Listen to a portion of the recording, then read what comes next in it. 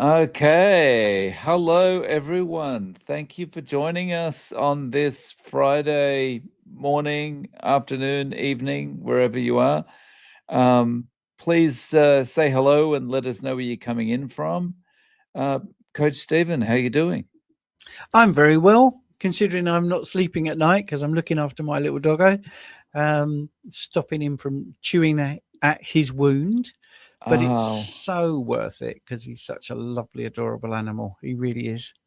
and he's feeling better, or he's getting Oh better? yes, he's getting better.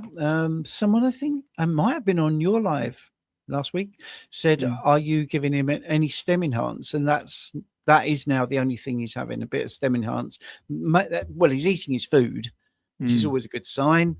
Getting excited, going for walks.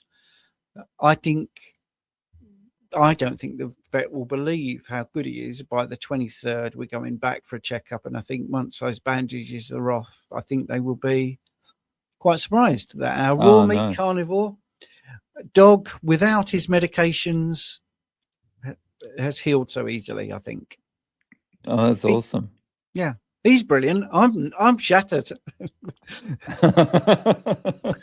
You know what? Actually, I've just realized I couldn't have done this if I was a carber. If I was a carber, if I was in my old days when I used to eat a lot of carbs, I would always have to have something in the morning. I Right. don't think I could have done these just staying up at night and functioned in the morning. I've been to the gym already. I mean, I was off to the gym and I've done 2 consults, and here I am now doing this. Wow. Yeah.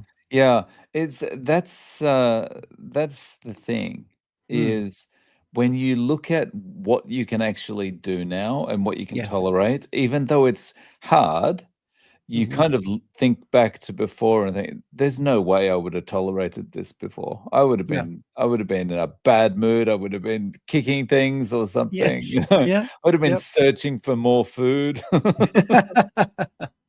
Yes. Yeah, I think it's definitely changes your behavior, but just changes everything. We're just more placid, and Mm, mm, you mm. and we use our fat for fuel because you can Yeah. definitely fat adapt.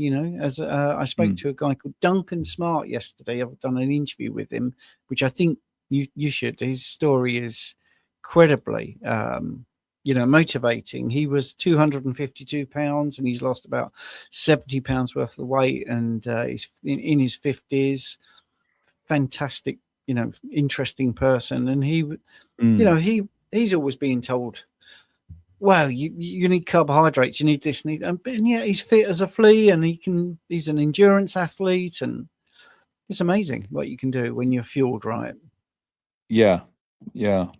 And, this is it's just more and more evidence that this is the Mm. way we should be eating. Yeah. Yeah. Um, yeah. So, yeah, I should just mention, Nuria says, so good to hear that Rupert is doing good. Love for him. Yeah. I'm going to Yes. sneeze. Oh, I Um, thought you were getting a bit tearful. no. Oh, it's so good now. I'm so pleased. Um, so anyone that has any questions or anything you'd like us to discuss, please put a Q in front of it and we'll get to those things. Mm. Um, so Rupert is on a carnivore diet. Yep, raw meat carnivore. He's rather fantastic, Yeah. and it's just he is as fit as a butcher's dog. It's taken another dog to attack him for him to have to go to the vet. He's not had any illnesses for 6 years. He's not on any medications. I mean, the heartbreaking thing is in the vets, all on the walls is all about obese dogs, obese cats, terrible teeth, and all that. The food that you can buy from there is just grains, and Mm, even the staff was saying, my dog's got thyroid issues, and you're just thinking, well, dogs shouldn't have thyroid issues. no, no, it's incredible, isn't it? Mm, That they can't see it. mm, It's just amazing, really. yeah.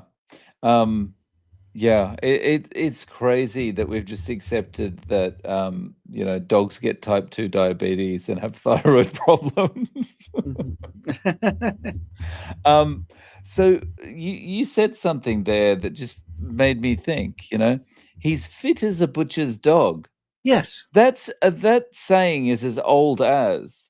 There's a reason that saying exists, right? Yes, absolutely. I Yeah, deliberately say it. yeah. Yeah, because that's true.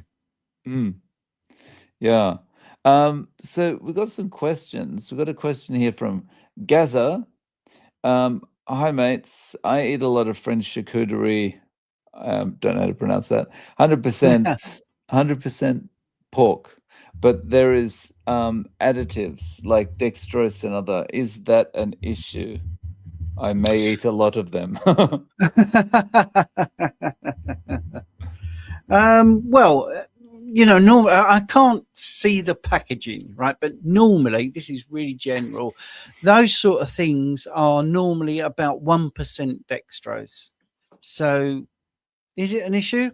Well, yes and no, because it's still going to be a million times better than a bowl of cereal or a bowl of pasta or a, a bready sort of concoction or potatoes. So yeah, it's normally about 1% of it. So but don't forget, you also get that beneficial bacteria from the fermentation of that. So it's a good thing. I'd eat it. Put it that way. I would absolutely, definitely eat it. But you do have to look at, you would have to look at it from whatever supply you get, because obviously they're all different. When I was in Spain recently and got some pork, I was working. It wasn't, I'm not rich. I can't go everywhere. And the pigs are fed acorns and they're running around wild and fantastic, and the pork tasted amazing. But you can get pork that's really poor quality. So same thing here. So you've got this French dry cured sausage. Well, sausage, that can be full of additives. But in the main, if it's a good one, 1% dextrose, you should be all right. But yeah, if you didn't have the dextrose, they would still preserve it with something. I mean, I'm not adverse to things being with salt added or even nitrate. So yeah, but anyway, yeah, it's not bad. Yomi is asking, how does anyone feel if one is histamine intolerant? Well, think of a runny nose. Think of being itchy. That can be some of the symptoms. You can have cramping, abdominal cramping, that is. You can have pain. You can be bloated. You can have gas. You can have nausea, acid reflux, heart palpitation. Oh, yeah, dizziness. There's loads of things. But the main one is normally nasal congestion, runny nose, sneezing, asthma-like symptoms, difficulty breathing. That's the most common one. You can get hives, itchy skin, eczema flare-ups. Histamine, comes from its mast cell activation and it is part of the inflammatory response. Anything that dies produces histamine, whether it's a plant or an animal. It isn't exclusive. The longer something's been dead, the higher the level of histamine. So it's really, really simple, all these principles. And that's why something like 28-day aged beef can taste amazing, but people with histamine intolerance will have a problem. Okay. And just on the dog conversation we were having before, Nuria says, we're giving dogs the same metabolic diseases that we are creating for us because we're feeding them crap. Yep. Yeah. It's, and we think of it as, the same thing we do with kids. It's love, we're rewarding them. We're giving them something special, and before you know it, we're giving them injections of insulin. Yeah. Well, you see, this is the big thing that I'm always saying about is when I used to do face-to-face things before the restrictions, I used to do groups of 10, 15 people, and they would invariably say, I can't give up my bread, I can't give up my potatoes, which, predictable. I used to have a whiteboard and that was already covered. I said, well, we knew you were going to say that. And one of the things I used to say was, who's got pets here? Most people have a pet. I'd say, would you go home and deliberately give your pet something that wasn't good for them? If you knew it was a poison or you knew it might eventually make them ill, and they're like, no, wouldn't do that. That would be really stupid. And I'd say, right, well, you got to treat yourself as good as your pet. So simple, isn't it? Yeah. FX Trader is asking, how much fat per pound should we eat per day? Right. Well, it depends. A starting point, and I can't stress that enough, is you look at the weight you want to be, not the weight you are. Ideal weight. Don't want you to think that you should be underweight. And then you just do 1 gram per pound. So let's just make it nice and easy. If you want to weigh 140 pounds, then you should have 140 grams of fat and also 140 grams of protein. And that's it. I wish I'd said 150. Let's say 150, just to make the sums really easy. Because if you want to work out how much protein is in, say, a steak, you can approximately say 25% of a steak uncooked is going to be protein, 25%. So if you needed 150 grams of protein and fat, then your steak should weigh 4 times that. So that's 600 grams. So that's one thing.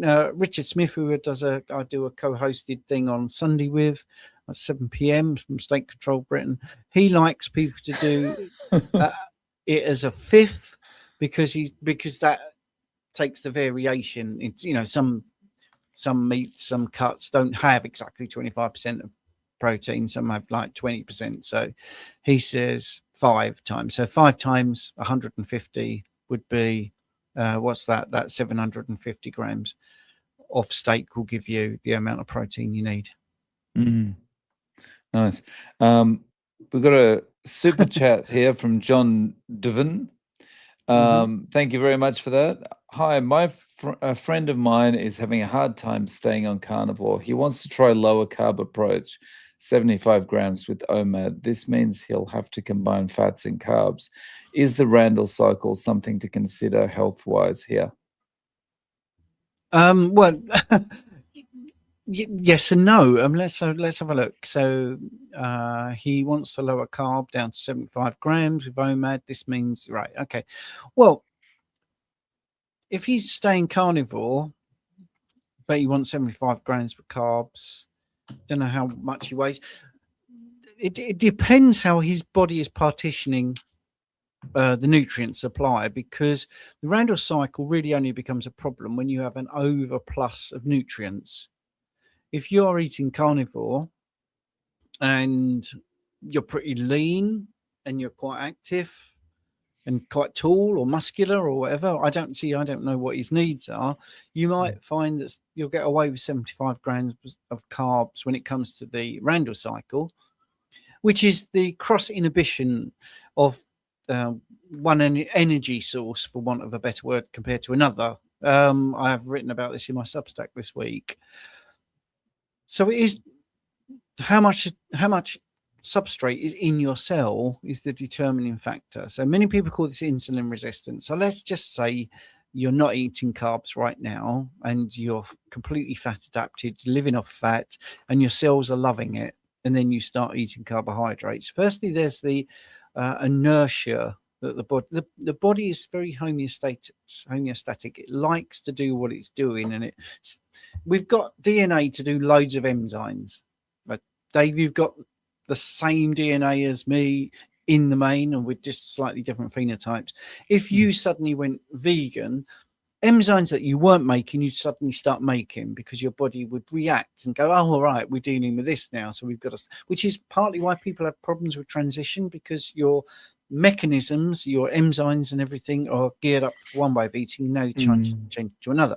Right. So if you're eating a lot of fat and then you introduce 75 grams of carbs, your cellular supply might be, well, that's great. We need this extra bit of carbohydrate. We're quite happy, because they can be mixed. It isn't like fats or carbs. It can be a mixture if the body decides that.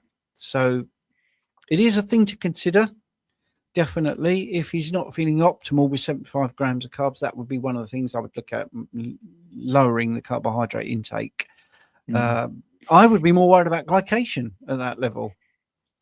75 grams of carbs is, if you was to drop that into 5 liters of blood, if you were trying to translate 75 grams of carbs into milligrams per deciliter, that would be 1,500 milligrams per deciliter. So it is a lot of carbs. It's a lot of glycation. Therefore, you'll get a big insulin spike.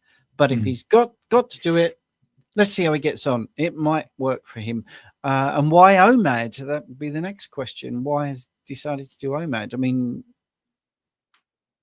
if you are incorporating carbs, would it be more advantageous to perhaps spread them out over multiple meals, like so you're not hitting your body with a big insulin spike at once?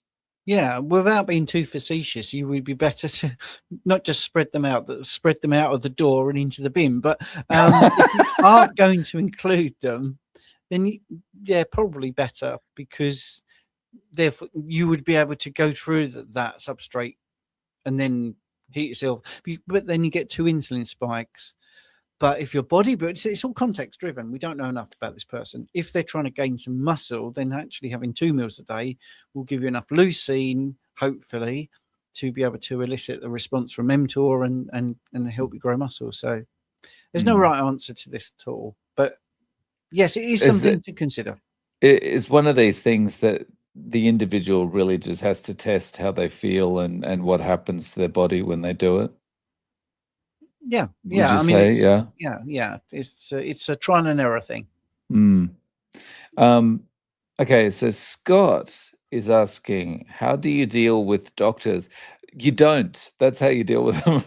How do you deal with doctors that tell you your body is healing? Then they say, you need to find another doctor because I don't believe in what you're doing. I've lost 80 pounds since January. Wow. Yeah, you just don't go to them.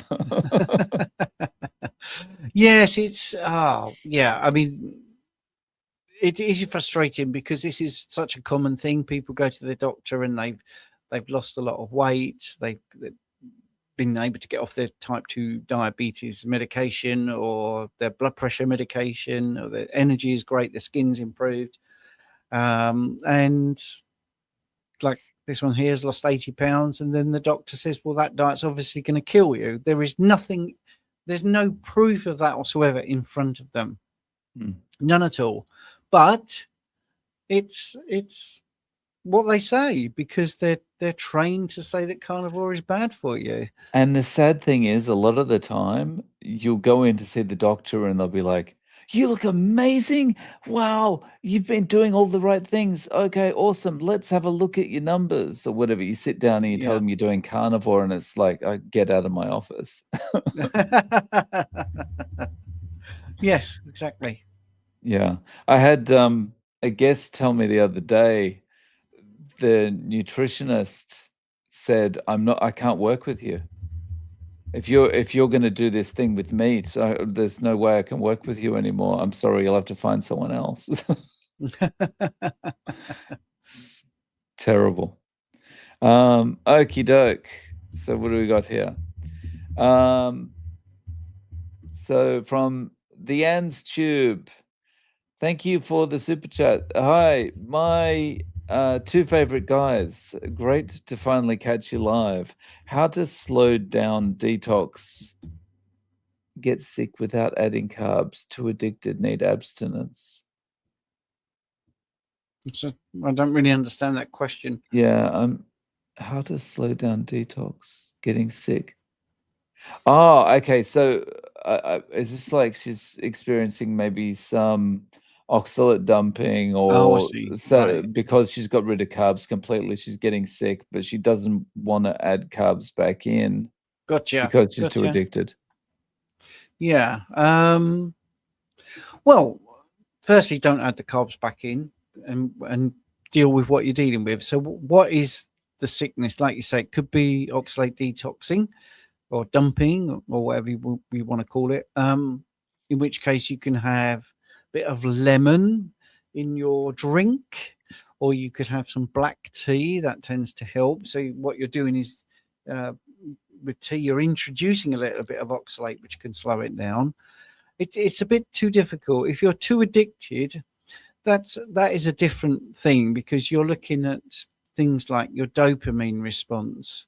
And I think you're going to put a question up about sleep. So they sort of go together. Many people think that dopamine is the reward or the pleasure center of your brain, which is really not what it is.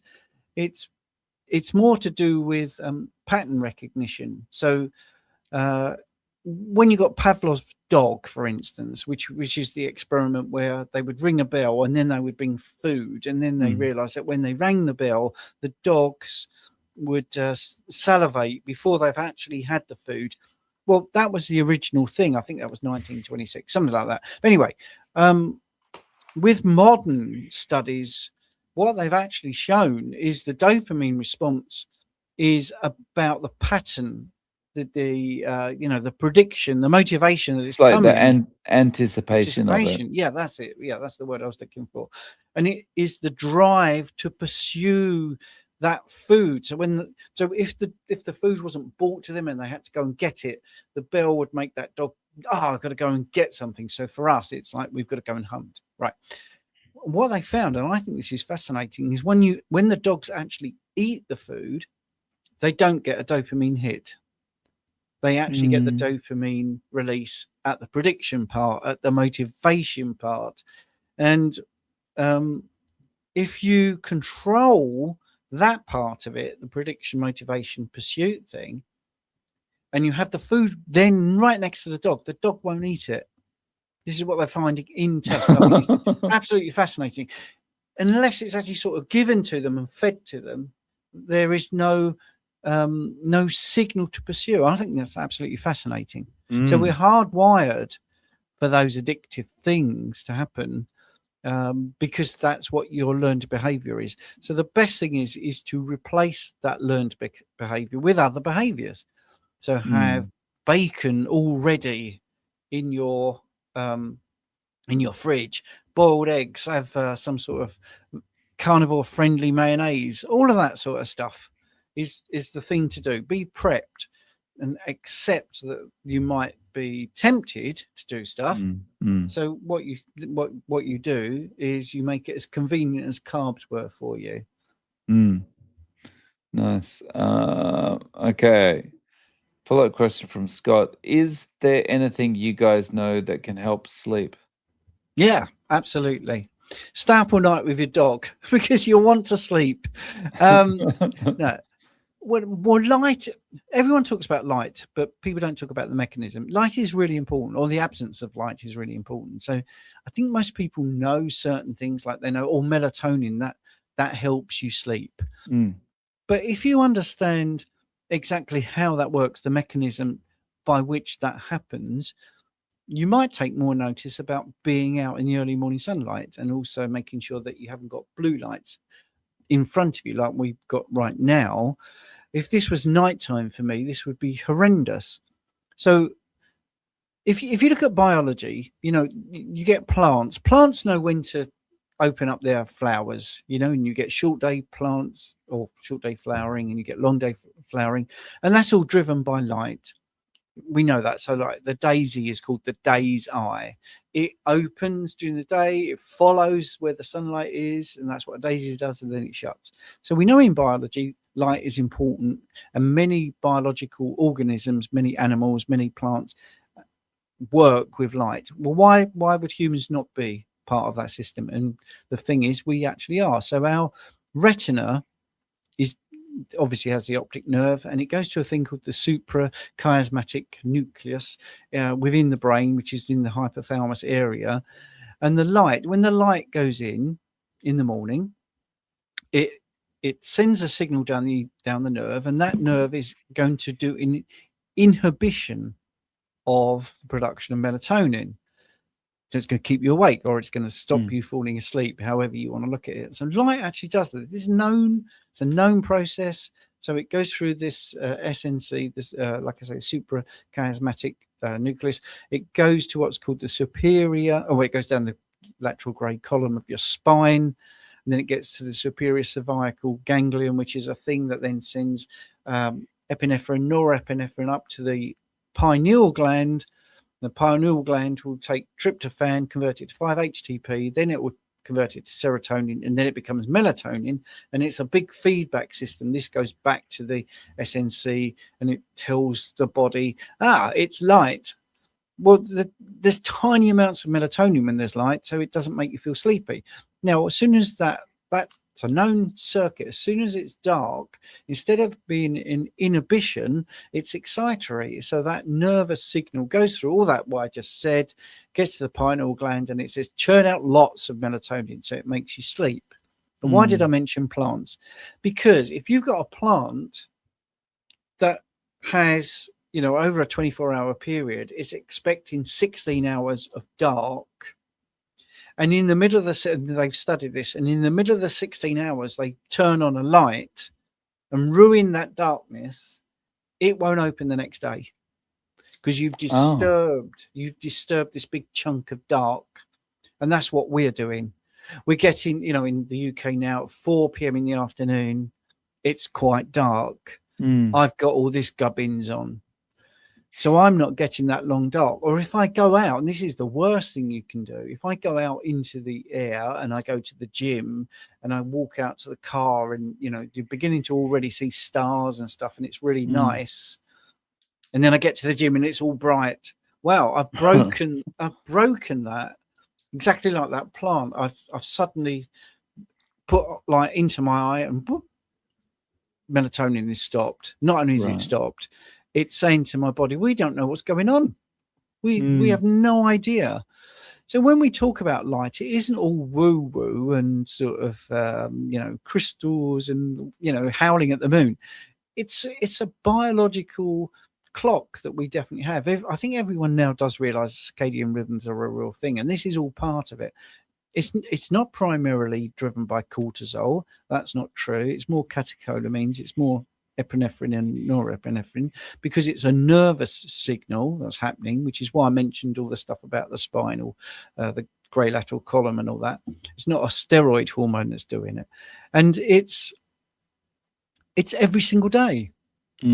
So the best thing to help your sleep is to do the things that we say, is to try and get rid of all the blue lights, stop scrolling on your phone, which, going back to what we just said about the dopamine, the pay attention thing, stop scrolling on your phone and putting blue light to your face, and also exciting yourself, and try and actually make things a little bit more ancestrally appropriate.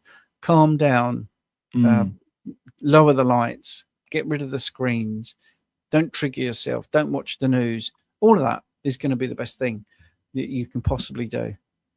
Yeah, that's a big one for me at the moment, is not watching the news or not watching anyone reacting to the news, because I'm just like, if I do that, I'm just like, I've got to watch more and more and more, and the stress levels go up. Nuria is asking, how does our body incorporate food into it, meaning allowing antigens from protein inside us, because it creates IgG, IgM, and IgA?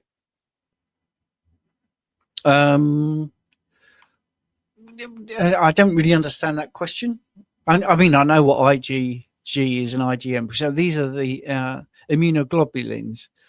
So, when you break down proteins, let me just look at the question there. They break them down into dipeptides and tripeptides and individual amino acids. So they're not antigens. Essentially there's no antigenic potential in your proteins that you're eating. So I don't really understand that question. So when you're looking at things like immunoglobulins, obviously, if there's something that in your food that your body doesn't like, I think that's maybe what they're saying. And Nuria, I think, is fantastic. She takes a lot of notes and she really asks some good questions. The gut doesn't really produce antibodies to food specifically, but it's looking at he's looking at stuff that it finds there's a problem with. So you get this first flush of immunoglobulin. So IgM is not the first one. So yes, G is the first one, and then this is why some people say, "Oh, I had this sick reaction, and then everything was all right for a day or a day and a half, and then it got worse again." So what happens is we have these sort of different lines of defense. So IgG comes out first, and it's like the first responder, and then it might deal with things, but it hasn't done it 100%, and then you get this huge IgA response, and that like clears up, and then you get M, E, and D, and it's just an interesting reaction. The best thing is to try and find things that you enjoy, that doesn't elicit any response at all from your immune system. So that's just being mindful and trial and error, and eating things that you've eaten before. But obviously, if you try something new, I don't know, cod or something, and you get a response, it could be histamine, or it could be, an immune response. I don't think I really fully understand what they're trying to ask me, but that's what I would say. Okay, thank you for your question, Nuria. Nancy would like to know, will I be able to get off of thyroid medication eventually? Well, I don't know your full system. I don't know what's actually happened, but yes, we see this a lot. We definitely see resolution of, well, I've been doing this 16 years. So when I was a high carb advocate at the beginning, I never had any success with anyone with a thyroid issue. That never happened. So that's the first thing I'd say. Normally, that's down to the fact that there's not enough amino acids and there's not enough proteins or building blocks to make the thyroid hormone, or maybe not enough iodine in the diet. If you're calorie restricted, that also means you're, all the other nutrients restricted, and mineral restricted, iodine restricted. You're not eating enough. So this way of eating gives the thyroid the raw materials to make thyroid hormone. And it's not a steroid hormone, and it's not really a peptide hormone as such. It does have amino acids at its base, but it's the hormone production. It's the only hormone in the body that takes something from the Earth's crust and makes it an essential element within it. It's the only hormone that does that. So it is different. And also, many people think that the T4 and T3 gets into the cell like a steroid hormone. That is an absolute popular misconception. You need what's called monocarboxylate transporters, which are upregulated by ketones. So if people are saying to you, well, I've tried all sorts of diets and I've never fixed my thyroid, well, have they tried carnivore? Have they tried a ketogenic approach? Because that does make a difference. So you can get off eventually, definitely. I would really get decent testing. So I wouldn't get just TSH. I would get T4, T3, reverse T3. I would also get TPO, TG antibodies, and zinc, selenium, as also other tests. I definitely would just be mindful that you don't necessarily need lots of fats. They are not cofactors in the production of thyroid hormone, but you need energy to make thyroid hormone. So having plenty of fat is for energy, so the functional units can do their job, basically. But yes, you can get off most thyroid medication unless you've had, the thyroid has been damaged, or you've had radiation therapy to kill it off because you were hyper. But in the main, if it's just what I would call the normal things we see, many people get off their thyroid medication, but it can be like a 12-month journey. You also do need to have enough iodine. You can do an iodine clearance test to see if you're actually deficient in iodine rather than guessing. Test, don't guess. That's always good. So that's basically you ingest a certain amount of iodine, and then your urine is measured over 24 hours. And if every unit of iodine that you've ingested is immediately urinated out, then your body is saying, oh, we've got plenty of iodine. That's why we're urinating out. Um, Phil Greeley is asking, what is it to be fat adapted exactly? How does it differ from being in ketosis? I understand we actually don't want to be in ketosis 24/7. Yeah, that's a great question, Phil, and it's nice to see you. He's a member of my school group, and Ah, good day, Phil. absolutely, yeah, he's a great guy. So what fat adapted, right? So that's where you've upregulated your enzymatic machinery and your mitochondrial capacity to efficiently oxidize fatty acids. So there's your posh term, right? But basically, all it means is what we said earlier about the DNA and how you adapt. Your body is geared up to oxidize fatty acids in the mitochondria. That's it. That's really it. And that can take sort of 2 to 6 weeks. I think, and not many people feel the same as me, but I've done a lot of blood testing that VLDL levels are a good indicator of whether you're fat adapted or not, because VLDL does take a lot of fat for energy around, and it just shows whether it's been used up or whatever. But anyway, right, so that's that. Ketosis is just showing that your body is producing ketone bodies at what we would call an elevated level, but I would say at an appropriate level, normally above 0.5 millimoles per liter. Oh, and we've lost the host. He got so bored he's run off. I don't know. So hopefully we'll get him back in a minute. But anyway, I'll carry on. Normally you get ketosis when you're in a low insulin state, so that is appropriate, obviously, and your liver converts those fatty acids to ketones, and that can happen. You can get into ketosis within 48 hours of carb restriction if you're metabolically pretty healthy. What was the question? So the question was, what's the difference? So is that the difference? Is that what he asked? I can't find his actual question. Yeah, I think he just wants to know what's the actual difference. Yeah, that is the difference. Yeah. And he says he doesn't want to be in ketosis 24/7. He knows that. So yeah, that's good.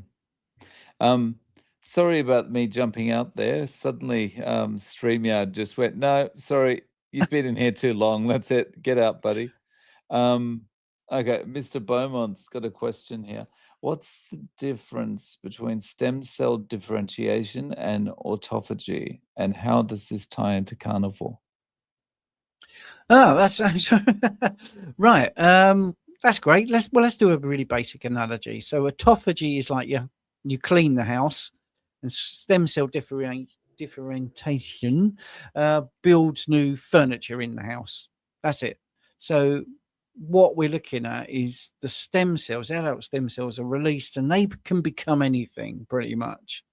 So if you imagine your body is your house, out go the adult stem cells, and they think, right, we're going to make a sofa, and we're going to make a table, we're going to make a chair today because they're looking all a bit rickety. So it's IKEA. Yeah, yeah, without the meatballs and the horribleness. But autophagy is somebody coming into the house and going, well, look at when they made that table, they've left their hammer, and they've left this, that, and the other. We're going to clean that up. If you want it a bit more technical, so autophagy cleans up sort of any damaged cellular components. And then what you do is you refeed with nutrient-dense foods, and then the stem cells receive the signal and they build with those things. So they work hand in hand a little bit. I think that's the easiest thing to say, really. Cool. Okay. Miracles happen golf. I've plateaued a bit and feel like I could be better. I think I might be eating too much fat, pork belly, and I love coffee, but feel like I maybe should give this up. Yeah, miracles happen in golf. My handicap is my clubs. But anyway, right. Yes. Well, if you've plateaued, yes, it could be that you're eating too much fat. You see, people say you can't get fat on carnivore, but you can. You can get fat on any way of eating, to be honest, because your body is pretty smart, and it's not going to waste energy if you put nutrients in. It's not just going to go, well, we don't want these today. It's a survival mechanism. It's just very difficult on this way of eating to gain weight because our satiety signals normally hit sooner, and everything's very nutrient dense, and protein takes a lot more energy to process, but it's in your system longer, and fat is very slow release compared to, say, carbohydrates. So you plateaued a bit. So yes, if you've plateaued a bit, coffee can be a problem.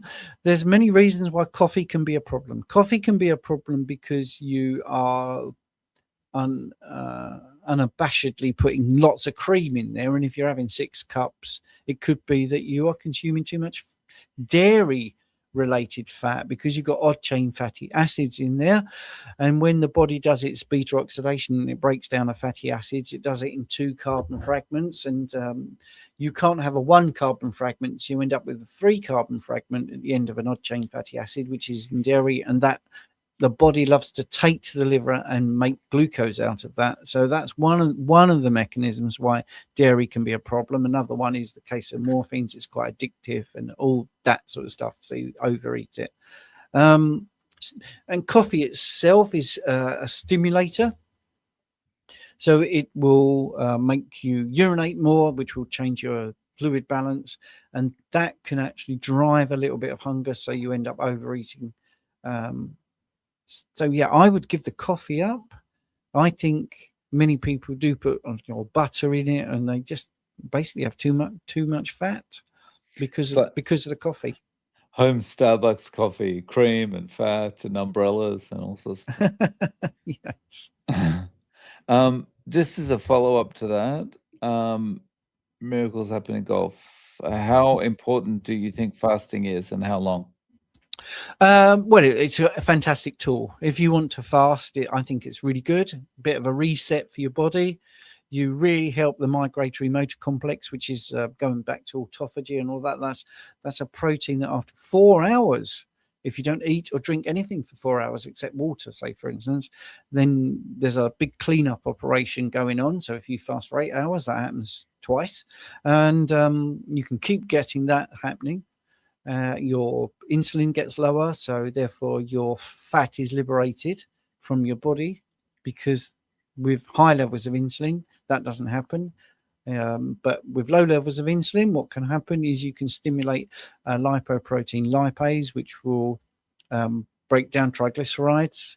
But hormone sensitive lipase is blocked by insulin, but if you've got triglycerides stored in the fat cells and low insulin, what will happen is hormone sensitive lipase will cut those the fatty acids off the glycerol backbone, bang, that will be used for energy. So your fat storage will start being eaten into with the low insulin.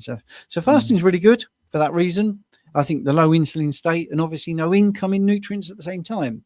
Yeah, so it's a win-win.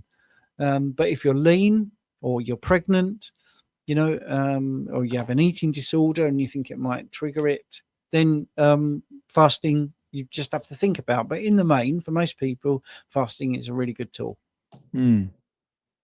Okay, from Michelle, how can I help my body heal a 1.4 centimeter carcinoid lung tumor? I was 100% carnivore, but this diagnosis has knocked me back and I'm struggling. Thanks, guys.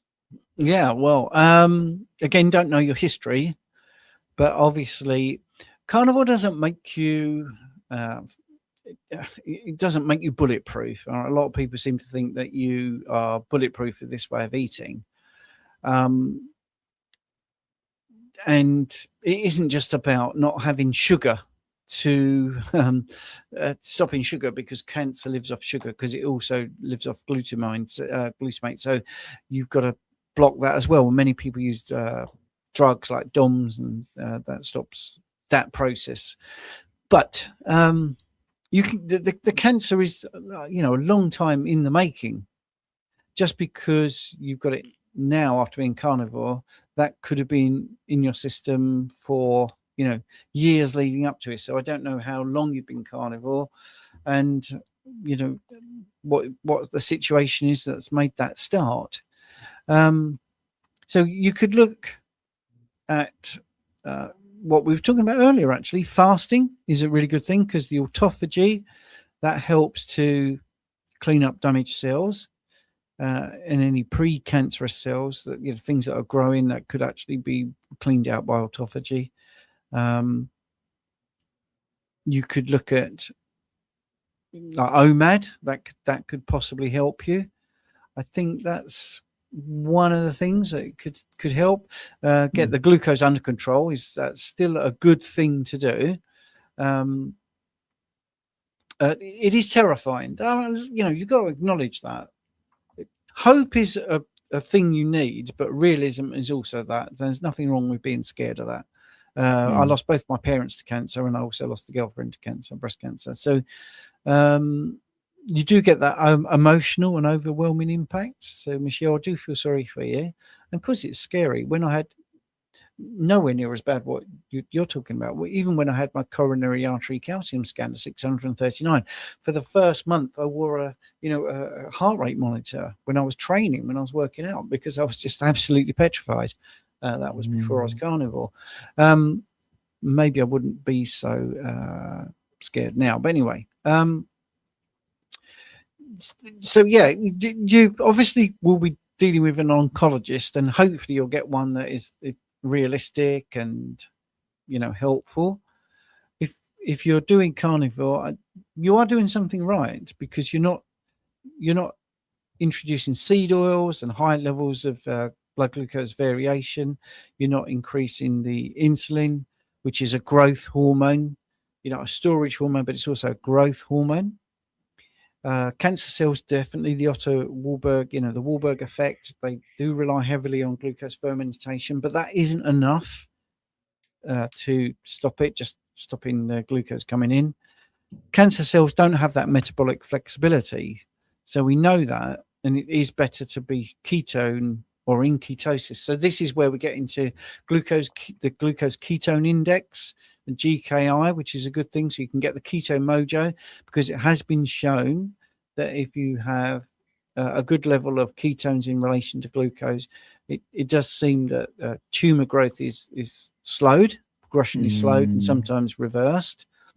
So that's quite good. You want ketones really sort of in the 2 millimoles per liter range. So that's therapeutic.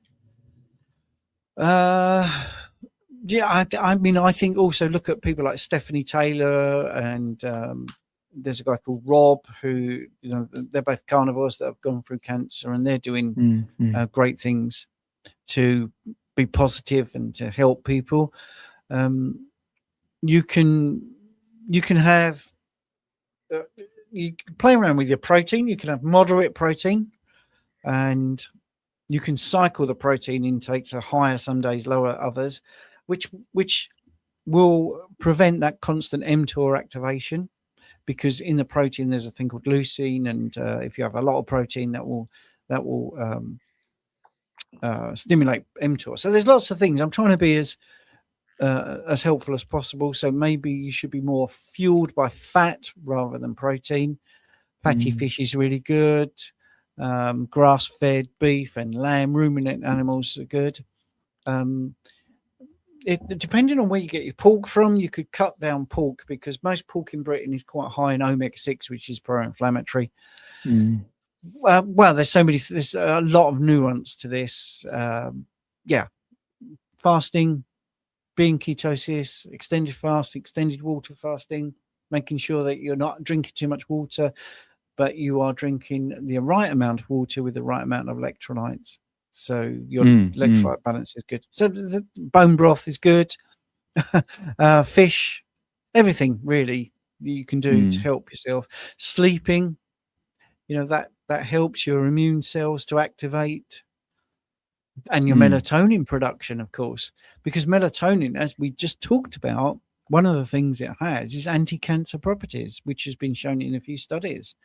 And when you're sleeping, autophagy is a little bit ramped up. So there's a lot to it. There is a lot. Don't get stressed, because that's not going to be helpful. So try to not. It's very easy for me to say, but try to be positive and give yourself a bit of hope, rather than all doom and gloom, which the mainstream legacy sort of hospitals and doctors tend to be like. Right. Thank you for your question, Michelle. Skag Wayne B. Carnivore for 720 days, down to 133 pounds. Eggs in the morning, hamburgers and butter for other 2 meals, cheese as a condiment. What would cause consistent diarrhea? Love both your channels. Oh, thank you very much. Kind of 720 days, well done. And down to 133. I wonder from where, because that would be interesting. Eggs in the morning, hamburgers and butter for the other 2 meals, cheese as a condiment. What would cause consistent diarrhea? It could be too much fat. Even after 720 days, your production of bile might not be up to speed. So you could be finding that you've got a malabsorption problem there, which cause you constant diarrhea. You're eating 3 times a day. That possibly is okay, I think, actually. Again, it could be electrolyte balance. It could be too much fluid, drinking too much water without the right amount of electrolytes. So if your urine is clear, you're drinking too much, and that can cause diarrhea. So I would make sure that my urine is straw colored. So there's not so much fluid, because obviously the more fluid there is, the more likelihood there is of diarrhea, because diarrhea is fluidy stools. So yeah, I'd have a look at the butter intake. Maybe the butter is not good for you, and maybe change the butter to tallow. That might do it. Cheese, you could up the cheese, because cheese has an effect of plugging you up. Many people actually complain of constipation, and it's normally taking cheese out of their diet that unplugs them. So yeah, that's what I would do. Yeah. And could coffee be a consideration here if he's drinking coffee? Yeah, absolutely. Yeah. Coffee excites your system, and it, the motility of your small intestine and your colon will be sped up. So therefore, there's less time to reabsorb water and fluids, and therefore you get diarrhea. Okay. We've got only a little while until we've been on for an hour, so I'm just going to choose some random questions here. Yeah. Okay. Here we go. Davey, I just came off a 5-day fast right before I had my blood tested yesterday. My cholesterol markers all came back, including LDL and HDL, about a 20% decrease. This surprised me. Is it normal? Well, yes. If a 5-day, right? Okay. The issue here, Davey, and thank you for the question. It's really interesting. Is if you're doing a 5-day fast, those normative ranges are not relevant, because all those normal ranges are not based on people doing a 5-day fast, unless you've always done a 5-day fast, and then it is relevant for you personally, because the last time you tested, you did a 5-day fast. So you've always got to do, so this is just general advice for anybody, you've always got to do the same thing if you want your numbers to be meaningful. Just, if one day you do your bloods and you've had an 8-hour fast, and the next time you do a 12-hour fast, it's a different situation. So you can't say, oh, look at this right now. So let's firstly assume that you've done a 5-day fast every single time you've had a test, and you've seen a 20% decrease. Then what you're getting, what's called a phenotypical response. You're getting an epigenetic, the genes that are encoded for your levels of HDL and LDL. Don't forget, these are lipoproteins. So your DNA is deciding the level. If they've both come down by 20%, you've got a proportional decrease. And yeah, that would not surprise me, because that happens as we adapt, how we get more sensitive to the energy supply. So a low density lipoprotein will be delivering anything fat based, so fat soluble vitamins, but mainly triglycerides and obviously cholesterol. So if you become more and more adapted to this way of eating, then your delivery of those things is more sensitized, and therefore you will see a decrease. Don't forget, whatever's in the blood is not what's showing you what's in the tissue. So if you've got, an upregulation of receptors, so it's a bit like if I was delivering through every single door in my road a newspaper, just say for instance, because everybody wanted a newspaper like that. And at first I didn't know what paper, some people read the Sun, some people News of the World, take forever. And if you looked at my timing and the amount of stuff I need, because I don't know how many people want the Sun, so I'd have a lot of supplies. Oh boy, yeah. And at the end of it, you could measure, well, there's loads of the Daily Telegraph left and loads of the Times left. After about a month, I would know what everybody wants. So I'd travel light. If I've got 100 people to deliver to and they want 20 of them want the Times, I wouldn't have 30 editions of the Times. I'd have 20. But not only that, I'd be really quick. I'd get rid of them really quick. So I wouldn't even, there'd be lots of times where you wouldn't even be able to measure me because my half-life would be quicker. So we've got to look at the fact that your adaptations are happening. Now, if it's a 20% decrease and you didn't do a 5-day fast, there's your answer. It could be the fact that you are so using up so much fat, because the last time you was only 8 hours fasted or 12 hours fasted, there's still a lot of chylomicrons floating around. There's still a lot of fat from the food that you've eaten floating around. So it's going to be higher. And all of a sudden, 5 days fasting, well, it's all going to be utilized. It's all going to be used up. So you get a decrease because the body is pretty smart. So, yeah, I'd need a bit more context. Sorry, very long answer. I know there's a lot of questions. So sorry about the long answer. Thank you very much, Davey.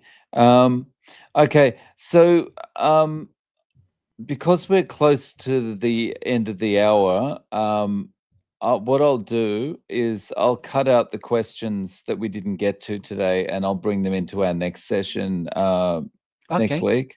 Right. Yeah, I just like to say to everyone, thank you so much for coming in and putting all your questions in and your chats and joining us for this morning, afternoon, evening, wherever you happen to be. Can I say something? Sure. Well, next Friday is Boxing Day here in the UK. Are you happy to do that? I'm happy to do that. Are you asking me? Yeah. Yeah. Boxing Day is not a thing in Japan. It's just a working day. So. Okay. Yeah. I mean, I'm happy to do it. If you're happy to do it. That was really funny. You did your Robert De Niro impression there. Are you talking to me? Are you talking to me? Well, I don't see anybody else in the room, Dave. Yeah. Sorry. I thought you were maybe asking for the chat. Yeah. I'm more than happy let's to ask do the it next chat. week. Do people want to turn up on the 26th of December? Will you come in on the 26th? Do you want us to go live on the 26th? Put a yes, a Y or an N in the chat. Let's have a look. I'm interested. Wow, you had a lot of chat, didn't you? Stevens, how is my dog doing? Definitely on the mend. Interesting. In one of the lives, someone asked me, is he on Stem Enhance? And yes, I talked to Bart, and he's quite happy for Rupert to be using Stem Enhance. So yeah, that's good. So it looks like it's 100% yes. Yes, says the Anne's tube. Kemi, yes. Michelle, yes. Bill is yes. Okay.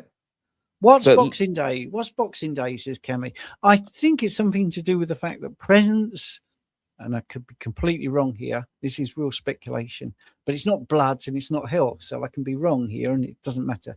But I think it's because there was all these presents and stuff and they all came in boxes. Then the next day you would get rid of all your boxes and that would be Boxing Day, I think. I always thought it was something to do with Mike Tyson. But I never knew that, actually. Yeah.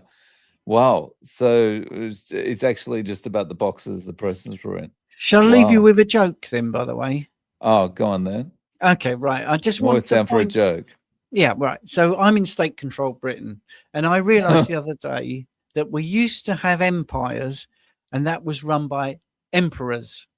And then we had kingdoms, and they are run by kings. Right. Now we have countries, and they're run by anyway. So right.